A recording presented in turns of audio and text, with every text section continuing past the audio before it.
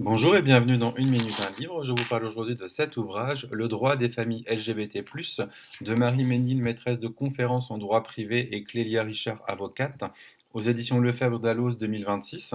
Alors, un ouvrage en petit format dans la collection À savoir, sous la direction de Julie Benetti et Thomas Hochman. Donc un guide pratique pour faire le point de manière précise sur les droits des familles LGBT+, et un document qui rassemble finalement les normes applicables aux familles LGBT+. Alors les autrices en appellent à une vraie réforme du droit pour finalement penser l'ensemble des familles inscrites aujourd'hui au cœur des mutations sociales et sociétales et qui peuvent parfois se heurter au droit actuel, rigidifié par le modèle dit naturel. Alors quels sont ces droits aujourd'hui? Que signifie faire famille aujourd'hui? Quels droits acquis et quels droits en cours? Comment dépasser le modèle de la famille dite nucléaire et le schéma cis-hétéronormatif? Quelle reconnaissance des personnes LGBT+ aujourd'hui? Quid de la loi de 2016 et la loi bioéthique de 2021?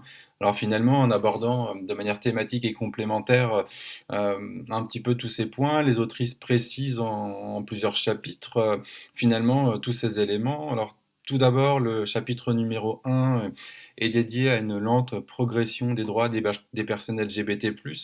On va notamment aborder la question du programme EVARS, éducation à la vie affective, relationnelle et sexuelle, la question de la transidentité des mineurs, et bien évidemment aussi la question des transitions au pluriel, la question de l'intersexuation, les thérapies de conversion, la dépénalisation de l'homosexualité, la lutte contre les discriminations, tout ce qui concerne l'état civil, la reconnaissance des couples LGBT+, le Pacte, le mariage pour tous, etc.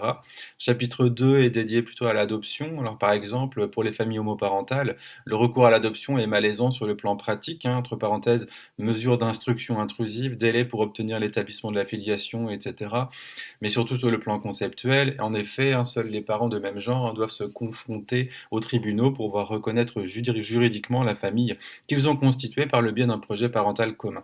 Le chapitre 3 est dédié à l'assistance médicale à la procréation, avec notamment l'ouverture aux couples de femmes et aux femmes seules non mariées, avec cette idée que, mettant en avant le slogan PMA pour toutes, la loi de 2021, laisse de côté les hommes trans qui, dès lors qu'ils ont changé de mention de genre à l'état civil, ne peuvent accéder à l'AMP que lorsqu'ils sont en couple avec une femme cis.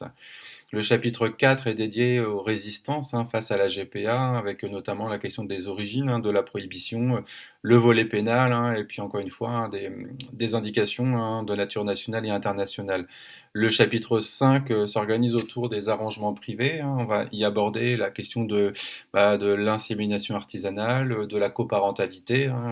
On va aborder la question aussi de la transparentalité, etc. Donc, avec cette idée vraiment que chaque chapitre propose une multiplicité des configurations, avec l'idée de permettre de répondre finalement à l'ensemble des situations de manière nationale et internationale, comme on l'a dit, et avec des exemples juridiques finalement en appui. Alors cette réforme voulue s'inscrit dans le fait qu'aujourd'hui, de nombreuses familles construites en dehors du couple ou entre amis, homoparentales, transparentales, mais aussi pluriparentales, pour citer les autrices, eh bien, sont ignorées du droit, ce qui est dommageable, car cela conduit à fragiliser les liens entre les parents et les enfants.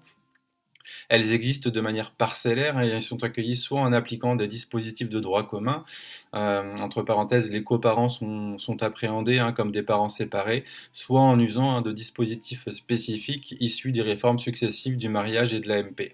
Ajoutons, même si elle fait indéniablement progresser l'opinion publique, eh bien cette politique des petits pas a l'inconvénient de laisser de nombreuses familles sans protection, ces dernières ne rentrant dans aucune finalement des catégories visées par le législateur. Des enfants restent donc moins bien protégés que d'autres.